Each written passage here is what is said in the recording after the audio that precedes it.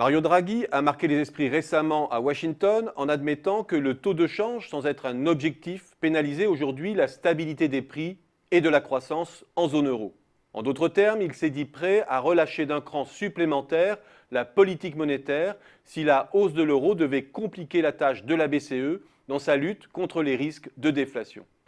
Mais de quels moyens dispose Mario Draghi pour faire baisser l'euro ?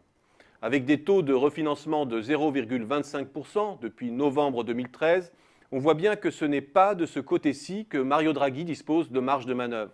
C'est donc par une action non conventionnelle sur la quantité de monnaie qu'il pourrait agir sur le change en accroissant l'offre d'euros, la planche à billets pour parler crûment. Et c'est ce que chacun a en tête en entendant les déclarations du président de la BCE.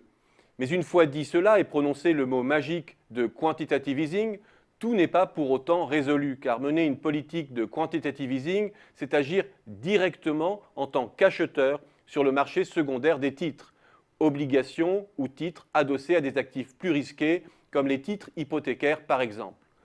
Une action d'autant plus efficace sur l'économie réelle que lorsque la banque intervient directement sur le segment des titres privés, elle agit alors quasiment comme une banque de second rang en prêtant à l'économie.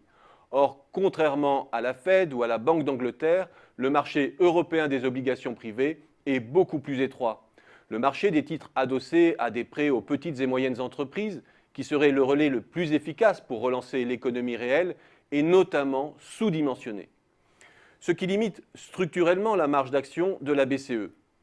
Ce type d'opération, sans être contraire au mandat de la BCE, oblige de surcroît à un changement de doctrine qui pourrait buter sur un veto des Allemands qui refusent toute opération pouvant dégrader le bilan de la BCE en termes de risque. La seule opération que peut véritablement concevoir la BCE à grande échelle, sous surveillance du tribunal de Karlsruhe, c'est l'achat d'obligations publiques AAA, pour ne pas détériorer son bilan. Une telle opération serait bénéfique sur les taux d'intérêt, puisqu'elle baisserait certainement les spreads des pays les plus risqués vers lesquels les investisseurs se reporteraient. Mais elle n'irriguerait pas forcément l'économie réelle en accroissant le crédit, puisque les différents pays de la zone cherchent aujourd'hui à stabiliser leur dette publique en pourcentage du PIB. On peut surtout se demander si la BCE a véritablement la main sur le cours de l'euro, car c'est bien dans l'excédent courant record de la zone et dans la modération salariale qu'il faut chercher la principale cause de hausse de l'euro. Or, derrière cet excédent, il y a d'abord la rigueur budgétaire. Autrement dit, la principale arme pour faire baisser l'euro est entre les mains des gouvernements. Une arme qu'ils n'utiliseront pas. Autrement dit, les marchés ont de bons arguments pour rester impavides face aux déclarations de Mario Draghi. Le cours de la devise européenne n'a pas bronché, car les opérateurs ont bien compris que la zone euro est de loin la région du monde qui accorde le plus de poids au primat de la sécurité financière, quel qu'en soit le prix pour l'économie réelle.